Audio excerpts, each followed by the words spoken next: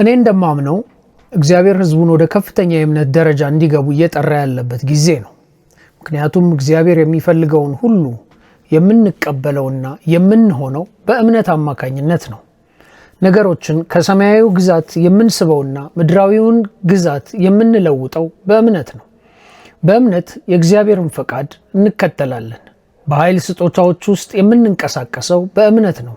እግዚአብሔር በተለይ ለእኛ ያዘጋጀውን የተግባር ኃላፊነቶቻችንን የምንወጣው በእምነት ነው። እምነታችሁ ሲጨምር ተጽዕኗችሁም እንዲሁ እንደሚጨምር አምናለሁ። እምነታችሁ እየጨመረ ሲሄድ በሕይወታችሁ ላይ ያለው የቅባት ውጤትም እንዲሁ ይጨምራል። እምነታችሁ ሲጨምር እግዚአብሔር የሰጣችሁ መንፈሳዊ ስጦታዎች ኃይልም ይጨምራል። ስለዚህ በኮሜንት መስጫው ላይ የተናገረኝም ብቻ አምናለሁ ወይንም የተስፋውን ቃል ብቻ አምናለሁ ብላችሁ የእምነት አዋጅ በመጻፍ ጀምሩ። ላይክ በማድረጉ ብቻ መልእክቱ ለብዙዎች እንደሚደርስ ያውቃሉ። እንደ አማኝ የእግዚአብሔርን መንግሥት የመስራት ኃላፊነቱን ላይክ በማድረግ ብቻ መልእክቱን ለብዙዎች እንዲደርስ ያድርጉ። ከቻሉ ሊንኩን ኮፒ በማድረግና ለሚፈልጓቸው ሰዎች ሼር በማድረግ ያገልግሏቸው። ይህንን ስላደረጉና በጌታ መንግሥት ሥራ ስለተሳተፉ ያሳዩትን ፍቅር ይረሳ ዘንድ እሱ ሰው አይደለም። ተባረኩ።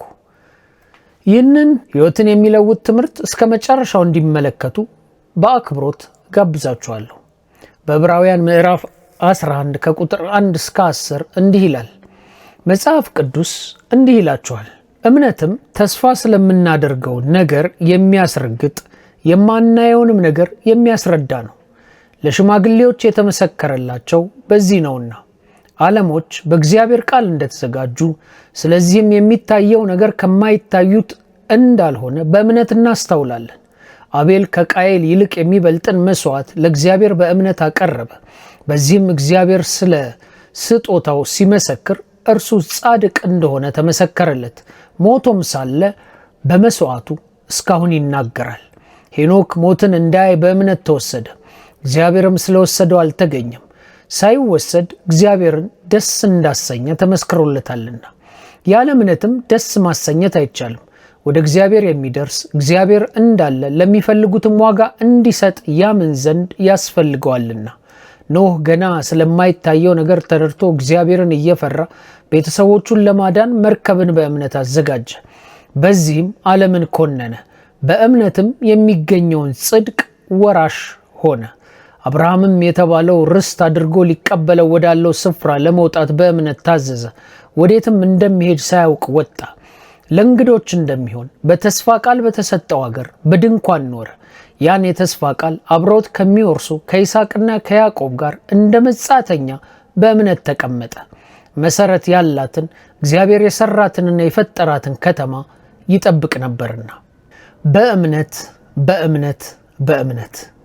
ይህንን የዕብራውያንን ክፍል ስንመለከት አውዱን ማስተዋል አስፈላጊ ነው። ይህ የሚያሳየው አንዳንዶቹ የእምነት አባቶች የመዳን ተስፋቸውን ወደፊት እየተመለከቱ በእምነት ዛሬ እናንተና እኔ የምንካፈለውን መዳን መቀበላቸውን ነው። የሰሙት ነገር ሙሉ ምስል ባይኖራቸውም እንኳ እምነታቸው ግን በመስቀሉ ሥራ ላይ እንደነበር ማየት ይቻላል። መስቀሉን ወደፊት እየተመለከቱ ነበር። ሰዎች ይጠይቃሉ፣ በብሉይ ኪዳን ሆነው እንዴት ዳኑ? እንዴት ጸደቁ? እንዴት ሞትን አመለጡ? እንዴት በቁሳዊ ነገር ተባረኩ? የፈለጉትን ነገር ባያገኙም እንዴት አምነው መሞት ቻሉ? እንዴት ይላሉ። መልሱ በእምነት ወደፊት የመስቀሉን ሥራ አይተው አምነው ነበር ነው። አስተውሉ። በአዲስ ኪዳን ዘመንም በእምነት የመስቀሉን ሥራ ወደ ኋላ ተመልክተን ድነናል። በብሉይ ኪዳን ዘመን የነበሩት አባቶች በእምነት የመስቀሉን ሥራ ወደፊት ተመልክተው ይድኑ እንደነበረ ማለት ነው። ከሁለቱም ዘመኖች የመጡት ትውልዶች ሁሉ እሱን ለመቀበል በእምነት ወደ መስቀሉ ተመልክተዋል። ስለዚህ እዚህ ላይ በእርግጥ መጽሐፍ ቅዱስ በግልጽ እንዴት እንደዳኑ ነገረን። በአዲስ ኪዳን በእምነት ወደ ኋላ ተመልክተን ወደዚያ መስዋዕት ወደ ኢየሱስ እንመለከታለን። በብሉይ ኪዳን የነበሩት ደግሞ ወደፊት የመስቀሉን ሥራ ተመልክተዋል። ስለዚህ ስለ እምነት የሚነሱት መርሆች በሁሉም መልኩ ለአማኙ አሁንም ይሰራል። በእርግጥ አውድ አስፈላጊ ነው። ነገር ግን የእውነት መርሆችም እንዲሁ አስፈላጊ ናቸው። መጽሐፍ ቅዱስ እውነትን ለመናገር ውሸትን አይጠቀምም። ስለዚህ ወደ አጠቃላዩ ሐሳብ የሚወስደን እያንዳንዱ ነጥብ በመጨረሻ ስለ እግዚአብሔር ያለንን ግንዛቤ ያሳድጋል። የእምነት አባቶች ገና በእነሱ ዘመን ያልተከናወነውን የመስቀሉን ሥራ ወደፊት መመልከታቸውን መልእክቱ እንደሚናገር እንረዳለን። ነገር ግን ስናነብ በእያንዳንዱ አውድና በእያንዳንዱ የሕይወት ክፍል ውስጥ ለእያንዳንዱ አማኝ እውነት ሆነው የሚቆሙ ነገሮችንም እናያለን። ስለዚህ እምነት በውስጥ የተረጋገጠ እርግጠኝነት አለው ማለት ነው። መጽሐፍ ቅዱስ እምነት ተስፋ ለምናደርጋቸው ነገሮች ዋስትና እንደሆነ ያውጃል።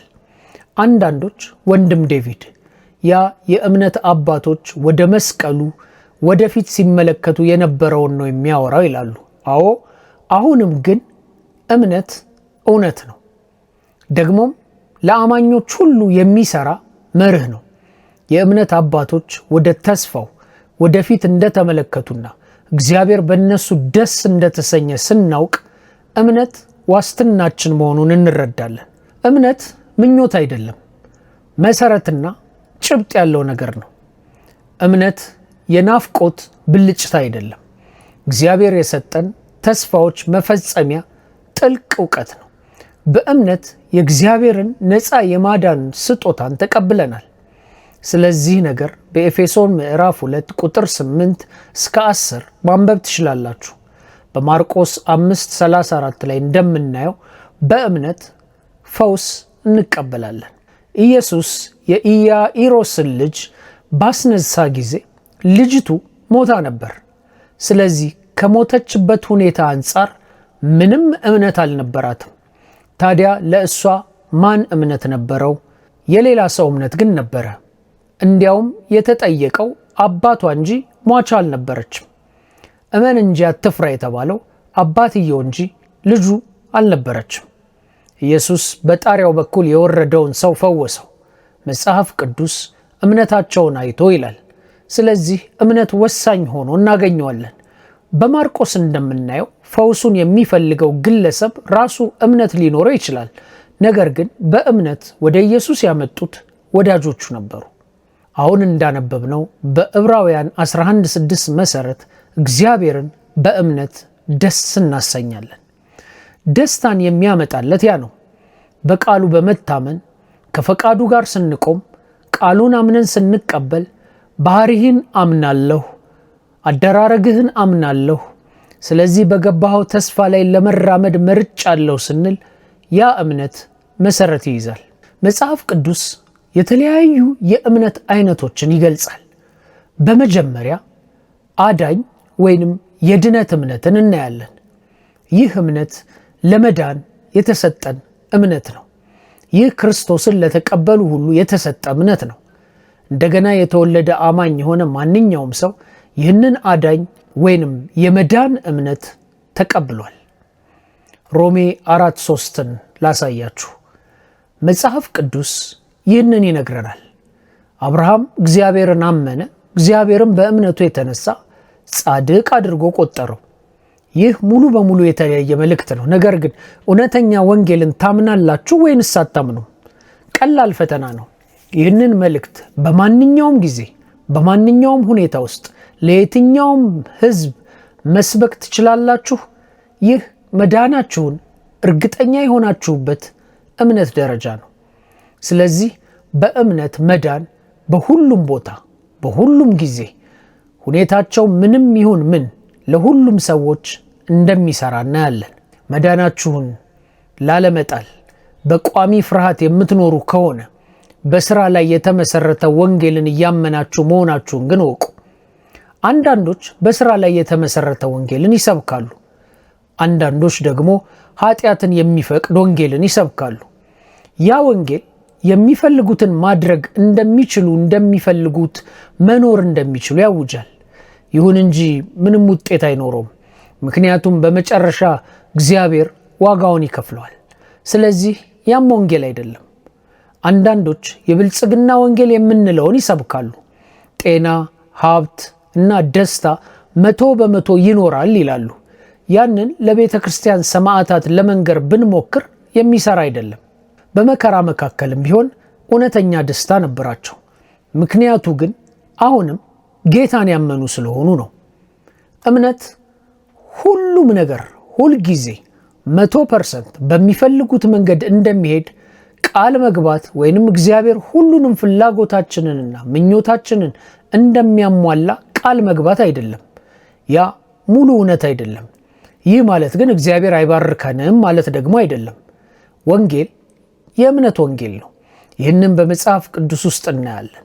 በኤፌሶን 2:8-10 ላይ ይህንን እናነባለን። በሮሜ 4:3 ላይ ደግሞ አብርሃም እግዚአብሔር እንዳመነና ጽድቅ አድርጎ እንደቆጠረለት እናያለን። ከዚያ እምነት የተነሳ ጸደቀ። በእምነቱ የተነሳም ያ ጽድቅ ተሰጠው። አመንና ይህን ስጦታ ተቀበለ።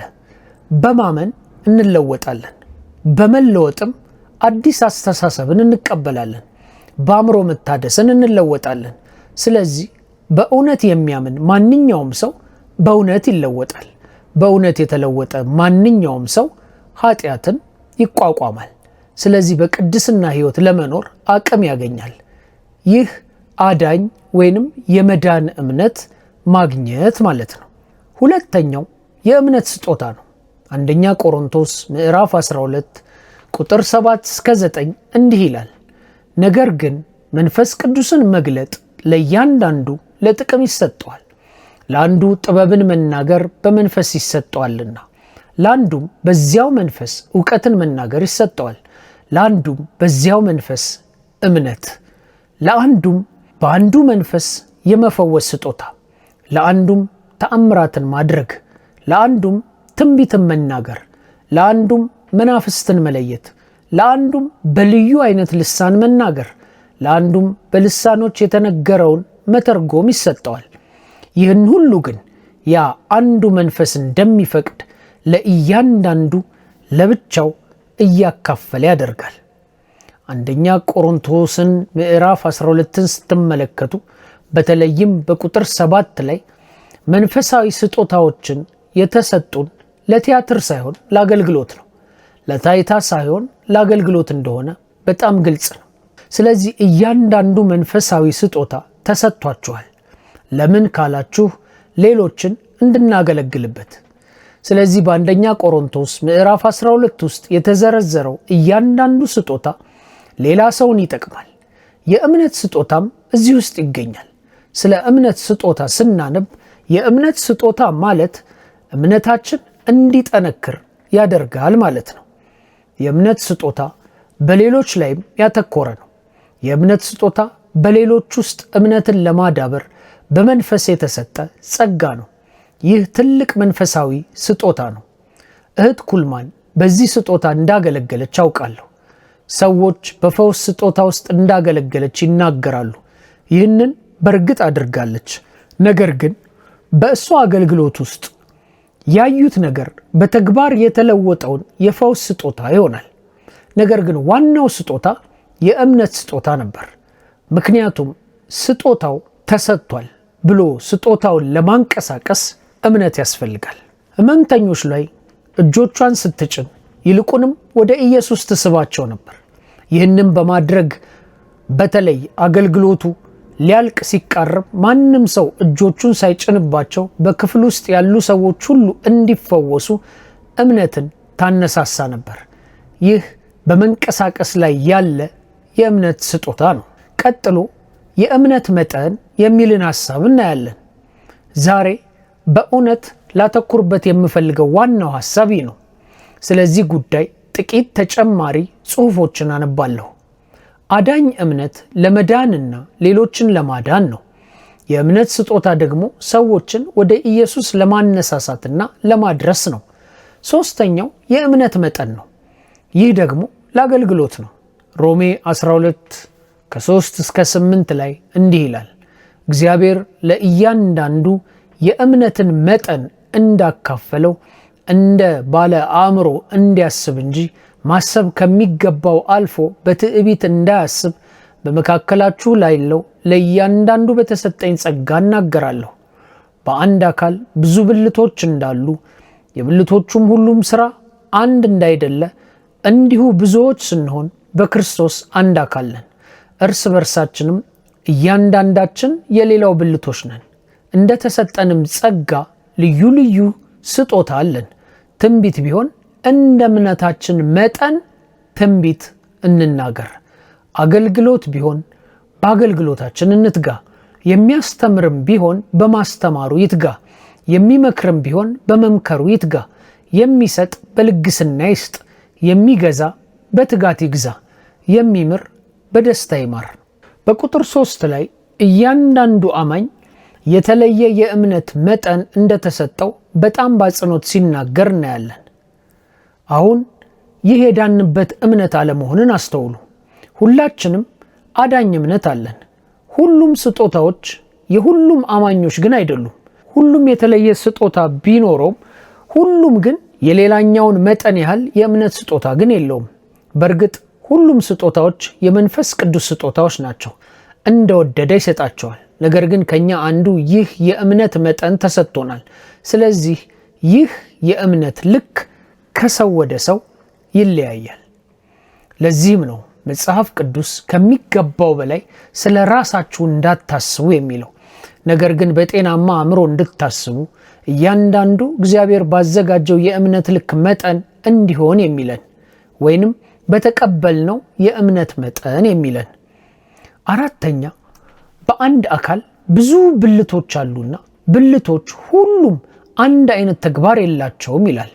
እንዲሁ ብዙዎች በክርስቶስ አንድ አካል ነን። ስለዚህ እያንዳንዳችን ብልቶች ነን። ይህንን ተመልከቱ። እንደተሰጠን ጸጋ የተለያዩ ስጦታዎች ስላሉን እንጠቀምባቸዋለን። ትንቢት ከሆነ እንደ እምነታችን መጠን እንናገራለን። አገልግሎት ከሆነ በአገልግሎታችን፣ የሚያስተምር በማስተማሩ፣ የሚያጽናና በምክሩ፣ የሚሰጥ በልግስና፣ የሚመራ በቅንነት፣ ምሕረት የሚያደርግ በደስታ ይሁን። ስለዚህ እውነቱ የእምነት መጠን እግዚአብሔር ለእያንዳንዱ አማኝ ያካፈለው መሆኑ ላይ ነው። ይህ ግን ከእምነት ወደ እምነት እንደሚል እያደገ ሊሄድ ይችላል። እምነት ጥልቅ እምነትን ወይንም እርግጠኝነትን፣ የውስጥ እውቀትን ወይም መረዳትን እንዲሁም ቅዱስ ወይም የተለየ እርግጠኝነትን ይሰጣችኋል።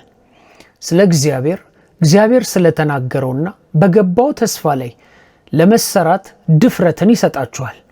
ይህ እምነት ስራችንን ለመፈጸም የሚያደርግ አቅም ነው። መጽሐፍ ቅዱስ የሚናገረው ይህ ጸጋ የእምነት ልክ ወይንም መጠን ብሎ ነው። እናም እግዚአብሔር የሰጣችሁ የእምነት መጠን የእናንተን አገልግሎት ወይም ስራ ለመፈጸም የሚያስችል አቅም ነው። ይህ የእምነት ስጦታ የእምነት መጠን የሚባል ነገርንም ይጨምራል። ሌሎች ስጦታዎች ሁሉ የሚያበረታታና እንዲገለጥና እንዲጎለብት የሚያደርገው ጸጋ ይህ እምነት የሚባለው ነው። እምነት ተግባር ነው። ለእግዚአብሔር የምታደርጉትን ሁሉ የሚያበረታ መንፈሳዊ ኃይል ነው። ይህ የእናንተን ኃላፊነት ለመፈጸም ወይንም ለመወጣት አቅም የሚሆን ነው። ይህ እየጨመረ የሚሄድ ሊሆን ይችላል። አሁን ግን በአሳዛኝ ሁኔታ አብዛኞቹ አማኞች ሁሉም በመፍራታቸው የተነሳ የእምነታቸውን ሙሉ አቅም መጠቀም ወደማይችሉበት ደረጃ እየወረዱ ነው።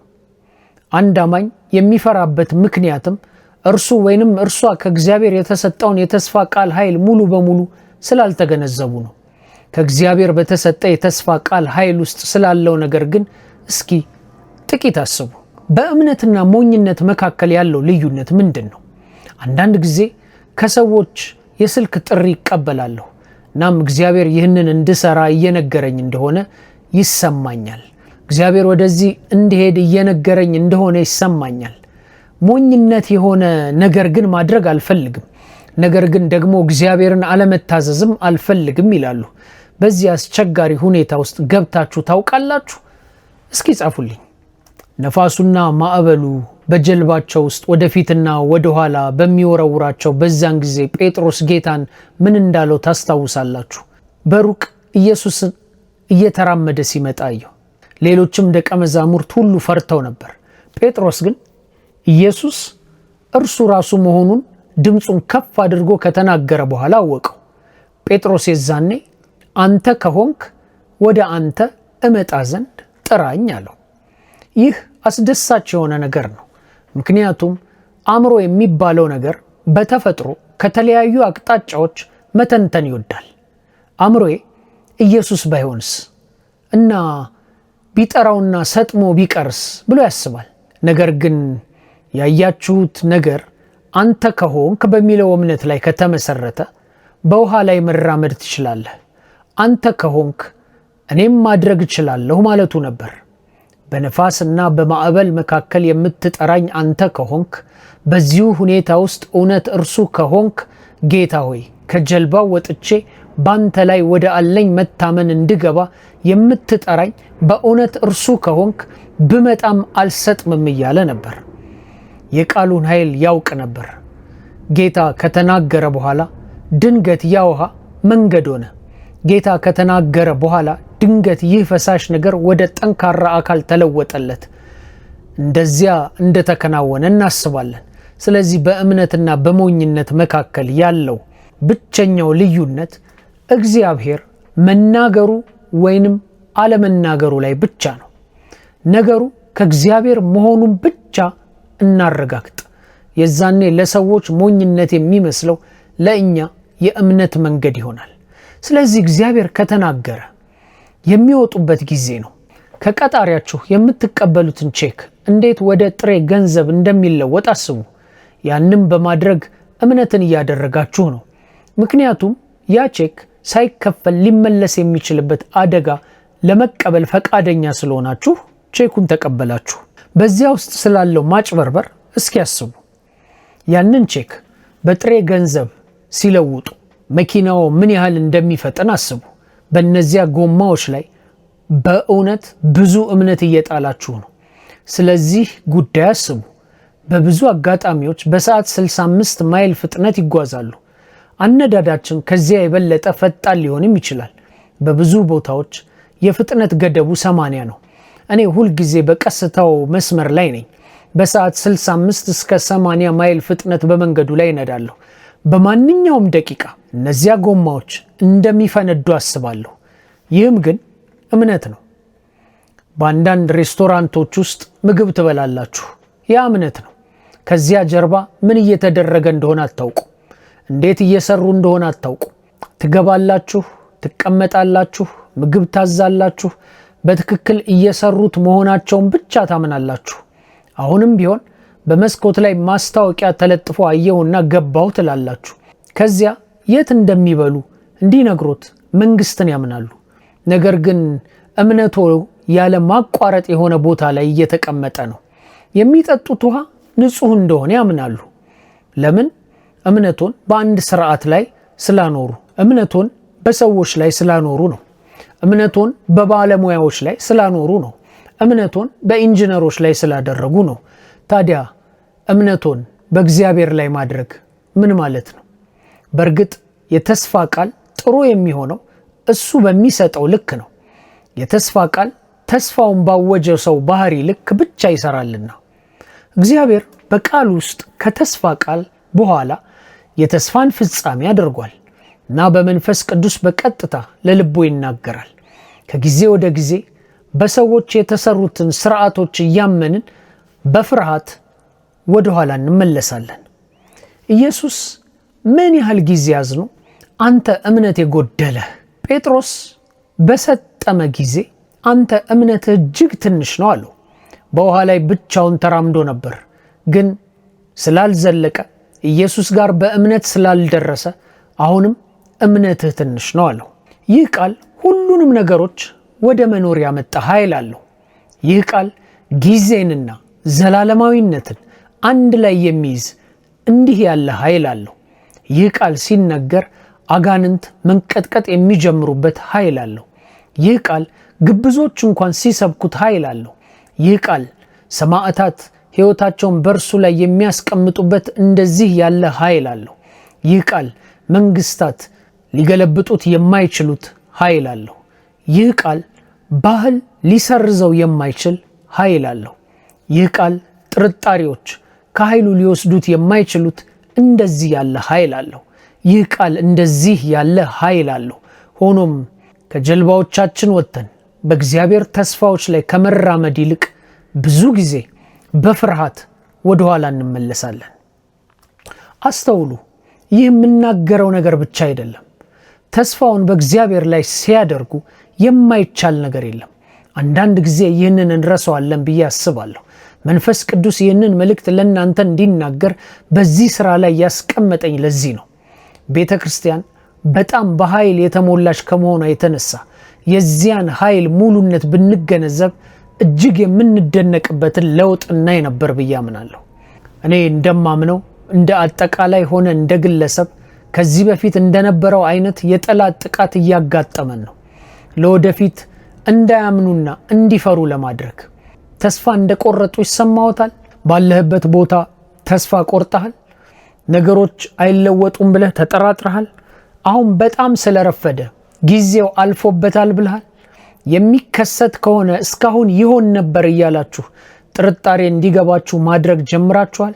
ጠላት በልባችሁ ውስጥ የጥርጣሬ ዘር መዝራት ጀምሯል።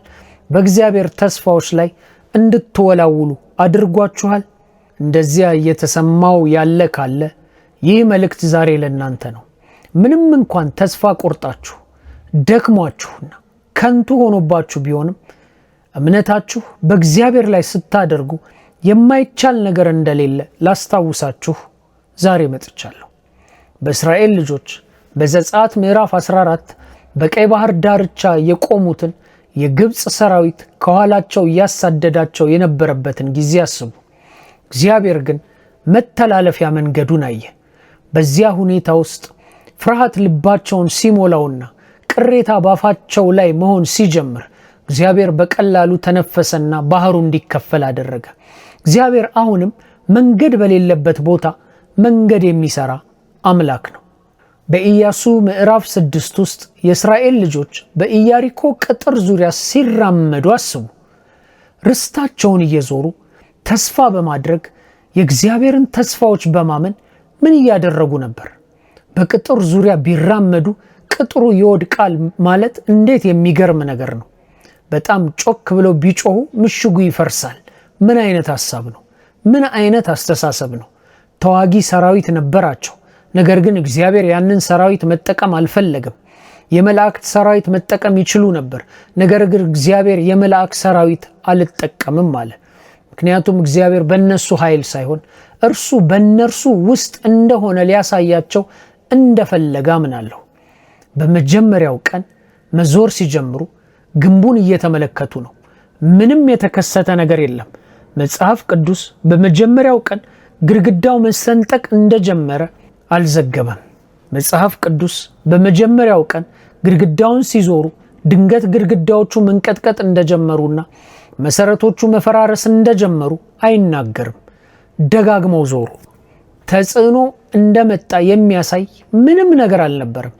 ያደረጉት ያሉት ነገር በእርግጥ እየሰራ መሆኑን የሚያሳይ ምንም ፍንጭ አልነበረም። በዚያን ጊዜ በመጀመሪያው ቀን መጨረሻ ላይ ከመዘዋወር የተነሳ አካላቸው ሲደክምና ሲመለከቱ ምንም እንዳልተፈጠረም ሲያዩ እርሳው የሚባባሉ ይመስላል። ተአምሩ ከመምጣቱ በፊት ስንት አማኞች ማመንን አቁመው ይሆን? በዚያ የመጨረሻ ቀን እነዚያን ጩኸቶች በጮሁበት ጊዜ ግድግዳዎቹ ፈራርሰው ወድቀዋል። ነገር ግን ይህ በምን ሰራ? ያ የእምነት ሥራ ነው። አብርሃም እንዴት እንደነበረ አስቡ። በዕብራውያን ምዕራፍ 11 ላይ እርሱ ከሚያውቀው ቦታ እርግጠኝነትና ማጽናኛን ሳይጠይቅ ወደማያውቀው ቦታ ሄደ። እግዚአብሔር ሂድ አለው። የት እንደሆነ በትክክል አልነገረውም። አብርሃም ግን ሄደ። ከኛ መካከል ስንቶቻችንን ሁሉንም ነገር ጠቅልለን ስራችንን ትተን ቤታችንን ሸጠን ልጆቻችንን ሰብስበን እሺ እየሄድን ነው የምንለው? ከዚያም የት እየሄድክ ነው ሲሉን አላውቅም፣ እግዚአብሔር እስካሁን አልነገረኝም፣ መድረሻውን ገና አላወቅኩም፣ ነገር ግን መሄድ ጀምራለሁ የምንለው በየትኛውም አቅጣጫ እንደሆነ አላውቅ፣ ምናልባት እየሄድን እግዚአብሔር ያስተካክልልናል እንል ይሆናል። ነገር ግን እርግጠኝነትን ሳይጠይቅ የሚያውቀውን ትቶ በእግዚአብሔር ቃል ላይ ታምኖ ወጣ። ከዚያም ነው የሕዝብ መወለድ የሆነውን ተአምር ያየው። በዚያ ሕዝብ በኩል እግዚአብሔር ቃል ኪዳኑን ለሰው ልጆች አሳይቷል። ያ እምነት እርግጠኛነት ያለው መውጣት ነበር። በማቴዎስ 14 ላይ ጴጥሮስ ከጀልባው ወጥቶ ወደ ማዕበሉ እንዴት እንደመጣ አንብበናል። ከጀልባው ወጥቶ አለመረጋጋት ወዳለበት ወጣ። አንሰጥምም ብለን በማሰብ ከጀልባው ወጥተን ኢየሱስን ለመከተል ስንፈራ ስንት ጊዜ ሆነን? እርምጃውን ከወሰድክ ሁሉም ነገር ያልቅለታል የሚሉንን የጠላት ሐሰቶች ስንት ጊዜ አምነናል። ከሄድ ካለቀልህ፣ ከሞከርከው መሃል ላይ ያቆማል ይሉናል። ባህሩን ስለምንመለከት እነዚያን ሐሰቶች እናምናለን። ከኢየሱስ ይልቅ ማዕበሉን እንመለከታለን። በእምነት ከዚህች ጀልባ ወጥቷል። በኋላ ላይ ውሃውን ስለተመለከተ፣ ነገር ግን መጀመሪያ ላይ ከጀልባው የመውጣት ድፍረት ነበረው። ጀልባው ላይ ሆኜ ከመስመጥ በእምነት ሞክሬያለሁ ማለትን እመርጣለሁ። ስለዚህ መውጣት ጀመረ። ከዛ ግን ምን ሊሆን እንደሚችል መገመት አልቻለም። እግሩ ሊሰምጥ እንደሚችል አስቦ ነበር። ነገር ግን አይኖቹ በኢየሱስ ላይ ሲጸኑ ድንገት ከስሩ ጠንካራ የሆነ ያለ ነገር ተሰምቶታል። ድንገት የሆነ ነገር ሲደግፈው ተሰምቶታል። አሁን ይህንን ልንገራችሁ። ጴጥሮስ በውሃ ላይ እየተራመደ አልነበረም፣ በቃል ላይ እየተራመደ ነበር። ኢየሱስ ና ባለ ጊዜ የተናገረውን በማመን በእምነት እየተራመደ ነበር። በኢየሱስ ላይና ባወጀው ነገር ላይ መታመንን መረጠ። በአንደኛ ሳሙኤል 17 ዳዊትን አስቡት። ዳዊት መንፈስ ቅዱስ ግዙፍ ነገሮችን ለመቋቋም እንዴት እንደሚያበረታታን ፍጹም ምሳሌ ነው። ስለ ክርስቶስ የተነገረ ታሪክ ነበር። ክርስቶስ በብሉይ ኪዳን በእነዚህ ታሪካዊ ጽሑፎች ውስጥ ሁሉ ተደብቆ ሲሰራ ይታያል። ነገር ግን አሁንም የሚታዩ መርሆች አሉ። ንጉሥ ዳዊት በክርስቶስ ስም ከግዙፍ ሰው ጋር ተጋፍጧል፣ በእውነተኛው አምላክ ስም። እናም ይህንን ግዙፍ ሰው በእምነት ጥሎታል። እንደዚህ ያለ ነገር የሚያደርግ ዛሬ ላይ ማን ነው? ሁሉም ሰው እብደት ነው ያለውን ነገር በመከተል ሐሳባቸውን አላዳመጠም። አንዳንድ ጊዜ እግዚአብሔር አንዳች ነገር እንድታደርጉ ሲያዛችሁ እብድ እንደሆንክ የሚነግርህ ሰዎች ሁልጊዜ ይኖራሉ። እንደማይሰራም የሚነግሩ ሰዎች ሁልጊዜ ይኖራሉ። ስለ ኖህ አስቡ። በዕብራውያን ላይ አንብበናል። መርከብ እየገነባ ነበር፣ ዝናብ ግን ዘንቦ አያውቅም። ግና የሰው ልጆች የመቀጠል ምልክት በእርሱ በኩል ነበር። ዳንኤል በአንበሳ ጉድጓድ ውስጥ እንደነበረው ሁሉ ከጥፋት ማምለጫው ግን እምነት ሆነ። በዘፍጥረት ምዕራፍ 41 ላይ ዮሴፍን አስቡ። በራብ መካከል ጥጋብን የሚያመጡ ህልሞችን ለመተርጎም የእግዚአብሔርን ጥበብ ይጠቀማል። እነዚህ ሁሉ የእምነት ሰዎች ናቸው። አሁን በእነዚህ ዘመናት ዓለም በአጠቃላይ እብድ እየሆነች ነው። ቤተ ክርስቲያናት በፍርሃት ምክንያት እምነታቸውን እያጡ ነው። ሰዎች ዛሬ በጣም ፈርተዋል። ፍርሃት የሚያሰራጭ ሚዲያ በብዛት አለልን። ዓለም አስቸጋሪ በሆኑ ጊዜያት ውስጥ ለመትረፍ ጠንክሮ መስራት እንዳለብህ ይነግርሃል። ነገር ግን የእግዚአብሔር ቃል በተለይ አስቸጋሪ በሆኑ ጊዜያት አሸናፊ መሆን እንደምንችል ይናገራል። በአስቸጋሪ ጊዜያት ውስጥ ግን ሁልጊዜ የእግዚአብሔር ሕዝብ የሚያበራበት ጊዜ እንደሆነ አስተውለሃል? አስቸጋሪ ጊዜያት ሲመጡ ሁሉም ሰው ሰላሙን ሲያጣ በክርስቶስ ውስጥ ተተከል፣ በእምነት ውስጥ ተተከል። እንደሚጠብቅ ብቻ ሳይሆን እንደማትሰጥም በማወቅ በእግዚአብሔር ተስፋዎች ላይ በድፍረት ቁም። የእግዚአብሔር ተስፋዎች አዎና አሜን ናቸው። እግዚአብሔርና ተስፋዎቹ ታማኝ ናቸው። ሰዎች ካየሁ አምናለሁ ይላሉ። እምነት ደግሞ ካመናችሁ ታያላችሁ ይላል። እምነት መንፈስህ የሚያይበት መንገድ ነው። እምነት መንፈስህ የሚያውቅበት መንገድ ነው። እምነት ምኞት አይደለም፣ ተጨባጭ መሰረት ያለው ነው። ፍርሃት ሊከሰት የሚችለውን በጣም የከፋ ውጤት ይጠብቃል። እምነት ግን ተአምር ይጠብቃል። ፍርሃት ያቀዘቅዛል፣ እምነት ግን ይንቀሳቀሳል። ፍርሃት ከመከራ ለመትረፍ ይመለከታል፣ እምነት ግን እድሎችን ይጠቀማል። በዚህ ወቅት ሁሉም ሰው ስለ መቅሰፍት እንደሚያወራ ታውቃላችሁ። ማባባሱ ከእውነታው ዝግጅቶች ጋር ምንም ግንኙነት የለውም ብዬ አምናለሁ። ይልቁንም በእነሱ ላይ ያለን ትኩረት ያልተባባሰውን አባብሶ ያሳየናል። ስለ ማህበራዊ ሚዲያ መምጣትና አሁን መረጃን ከዚህ በፊት በማያስተውሉበት ፍጥነት እንዴት ሊያመጣ እንደሚችል አስቡ።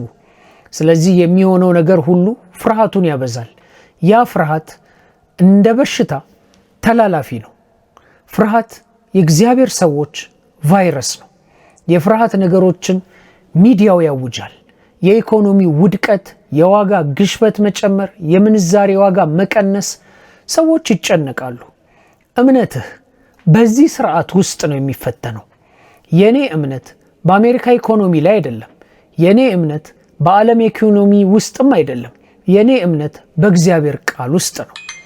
ፍርሃት ቢሆንስ ብሎ ይጠይቃል። እምነት ግን ቢሆንም እንኳ ብሎ በድፍረት ያውጃል። እናም ሁሉም ሰው መረጋጋቱን እያጣ በሚገኝበት በዚህ አስቸጋሪ ሁኔታ ውስጥ ነን ያለ ነው። እኛ የእግዚአብሔር ሰዎች በዚህ ላለመገደብ ነው የምንማረው። እግዚአብሔርን ማመን ወደ ችሎታ ውስጥ የመግባት ያህል መሆኑን ተገንዝበሃል? የእግዚአብሔርን ችሎታ እንዴት ትለብሰዋለህ? እጅ በመስጠት። ራስህን በእግዚአብሔር ኃይል ውስጥ እንዴት ታገኛለህ? በድክመትህ ጊዜ ነው። እምነት ወደ ሰማያዊው ዘልቀን የምንገባበትና ምድራዊውን የምንነካበት መንገድ ነው። ከዚህ የምንወጣበት ጊዜ አሁን ነው ብዬ አስባለሁ። በአስተሳሰቦቻችን በጣም የተገደብንን። በአስተሳሰቦቻችን የተገደብን ከሆንን ጸሎቶቻችን ይገደባሉ። እንደ ችሎታችን የምንጸልይ ከሆነ እየጸለይን አይደለም፣ እየተመኘንና እየተጨነቅን ነው። የኃይሉ ሙሉነት በሕይወታችን ውስጥ ሲገለጥ ማየት የሚጀምረው በእግዚአብሔር ችሎታ መጸለይ ስንጀምር ብቻ ነው። ጥቃቅን ጸሎቶችን መጸለይ በጣም ደክሞኛል፣ ስለ ፍርሃትም በጣም ደክሞኛል። ሁልጊዜ የምንፈራውን ነገር እየኖርነው እንደሆነ ተገንዝበህ ይሆን? ይህ እውነት ነው። ታዲያ የፈራኸውን እየኖርከው ከሆነ አሁንስ ለምን ትፈራለህ? ለዚህም ወደ ኋላ አስቡ። ሽብርተኝነት እያሉ ነበር፣ ከዚያም ቫይረስ አሉ። አሁን ግን በእኛ ላይ ያንን መጫወት አይችሉም። ታዲያ ምን እያደረሱ ነው? ኢኮኖሚያዊ ፍርሃት መፍጠር። ፖለቲካዊ መግለጫ እየሰጠው አይደለም። የሚያጋንነው ማን ነው የሚለውን ነው። እውነተኛው ማን ነው የሚለውን ነው። እዚያ ውስጥ እውነተኞችና ውሸተኞች ተቀላቅለዋል። የኔ ነጥብ ግን ምንም ይሁን ምን ቃሉ ምን እንደሚል እናውቃለን። እግዚአብሔር የገባው ቃል ከሆነ ይፈጸማል። እግዚአብሔር የተናገረው ከሆነ ይፈጸማል። ወደዚያ ሰማያዊ ወይንም ሱፐርናቹራል እምነት የምንገባበት ጊዜ አሁን ነው። የምታውቁት ነገር ዳርቻ ላይ ስትደርሱ የግንዛቤያችሁ መጨረሻ ላይ ትደርሳላችሁ። ከዚያ በላይ ማለት አትችሉም። እዚያ ውስጥ ለእናንተ የሚታይ ሌላ ነገር የለም። መከራውን ብቻ ፊት ለፊት እያያችሁ ነውና ማለፊያ መንገድን ማየት አትችሉም። ምናልባት እግዚአብሔር የገባላችሁን የተስፋ ቃል፣ እግዚአብሔር የሰጣችሁን ራእይ ሊሰራ የሚችልበት ምንም መንገድ የለም ብላችሁ እንድታስቡ አድርጓችኋል። እንዴት እንደሚፈጸም አታውቁም። የዚያ ቦታ ዳርቻ ላይ ስትደርሱ ለማድረግ የምታውቁትን ነገር ሁሉ፣ በራሳችሁ ኃይል ልትሞክሩ የምትችሉትን ሁሉ እንደማይቻል አምናችኋል፣ ጸልያችኋል። ጠላት በውሸት እያጠቃ ነው። በአሁኑ ጊዜ ተስፋ ቆርጠሃል፣ ለወደፊቱም ፈርተሃል። መሄጃው አንድ መንገድ ብቻ ነው። ይህም የእምነት እርምጃ መውሰድ። እምነት ወደማይታወቀው ውስጥ የሚደረግ እርምጃ ነው። ምንም እንኳ ሁኔታዎቹ እርግጠኛ ባያደርጉም የእርሱ ተስፋዎች ግን እርግጠኛ ናቸው። የዓለማችን ስርዓቶች ያልተረጋጉ ሊሆኑ ቢችሉም የእግዚአብሔር ባህሪ ግን የማይለዋወጥ ነው። ስለ እናንተ አላውቅም፣ ግን እኔ ፍርሃትን ጨርሻለሁ። ማንኛውም የአእምሮዬን ክፍል ቤቴን እንዲበክል እምቢተኛውኛለሁ። እንዲህ አይነት ውይይቶችን እዘጋለሁ። እውነታውን እየካድኩ አይደለም፣ ነገር ግን አንዳንድ ጊዜ ሰዎች መረጃ ሰጪ የሆኑ ውይይቶች አሏቸው። በሌሎች ጊዜያት ደግሞ የሂስትሪ ውይይቶች አሏቸው። ወደ አንተ ይመጣሉ፣ ሰማህ ብለው ይጀምራሉ። አንዳንድ ነገሮችን ማወቅ አለብን። እንደዚያ ቫይረስ ማሰራጨቱን ግን አቁሙ። ፍርሃትን ማሰራጨቱን አቁሙ። ከፍርሃት ለማምለጥ መጠጣቱን አቁሙ። ዜናውን ከማየት ይልቅ ቃሉን ተመልከቱ።